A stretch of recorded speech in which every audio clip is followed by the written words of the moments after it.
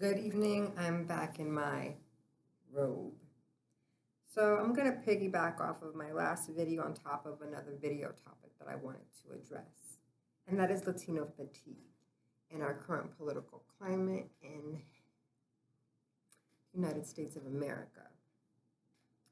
I'm going to just jump off with please check in with your Latinx friends, period, point blank. I talk about healing, educating, and radicalizing on this platform, and there is not one without the other. Okay? With that being said, I want to really advocate for my people right now. When this first started in the beginning of last year, there was a lot of groups of people that said this is not their fight. This isn't their problem. This has nothing to do with them.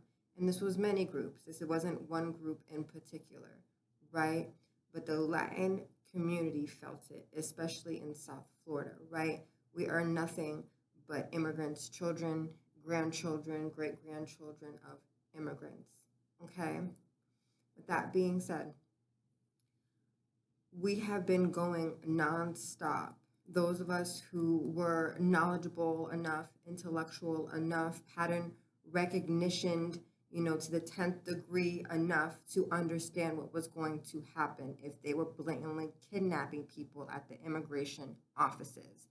That's what they were doing. They were going to immigration offices when people were showing up for their appointments and they were kidnapping them, right? But nobody batted an eye. So imagine a year in, right? We've been yelling from the rooftops. Something is gonna fucking happen. Something is going to happen. And you're screaming and screaming and screaming and nobody hears you, right? So with that being said, the systematic abuse of Latinx people for a majority of the time this country has actually been a country, right? Like the systematic abuse, there's so many things that can go into that is also inside of our culture, right? Like white passing, proximity to white, or we're talking about the other spectrum where it's Afro-Latin or Afro-Latinx, right? Like there's a range and there's a vary, right, of how to identify ourselves in a country that doesn't really understand our culture. Like we understand our culture inside of it, but from the outside perspective, you don't understand it, right?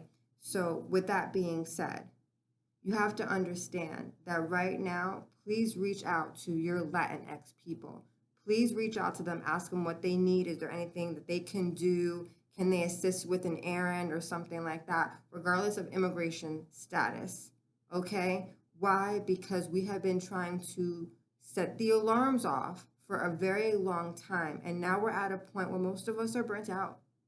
I am extremely, extremely burnt out.